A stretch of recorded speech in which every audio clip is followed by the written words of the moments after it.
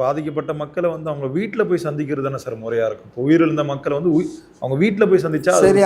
அப்போ செந்தில் பாலாஜி, திருமாவளவன் இவங்கெல்லாம் ஒரு மண்டபத்தில் போய் பார்த்தது அதெல்லாம் தப்பு இல்லையா? நான் அதான் திரும்ப சொல்கிறேன். அனிதா வீட்டுக்கு போனார் அரியலூரில்.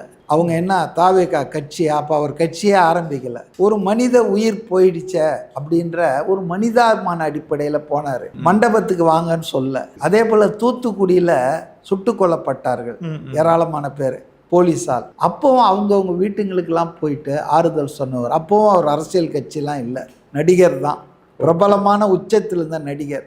காரணம் மனிதாபிமானம். அதே போல் மடப்புறம் அஜித் குமார் இப்போவாது கட்சியை ஆரம்பிச்சிட்டாரு. கஸ்டடி மரணம், நேராக போய் அவங்க அம்மாவை பார்த்து நிதி உதவி கொடுத்துட்டு வந்தார். அதனால் ஆஸ் எ பர்சன் அவர் ஒரு மனிதாபிமானி. அவர் போய் ஒரு வீட்லேயும் போய் பார்க்கணுன்னு தான் அவருக்கு ஆசை. ஆனால் என்னன்னா அவருடைய சிச்சுவேஷன், சூழ்நிலை கைதி. அவர் அங்கே போனார்னா ஒரு 1000 பேர் சேர்ந்து அதில் ஏதாவது பிரச்சனையாச்சுன்னு. ஆச்சி ராயல் குலோப் ஜாமுன் பேக்ஸ் 1 வாங்கினால் 1 இலவசம்.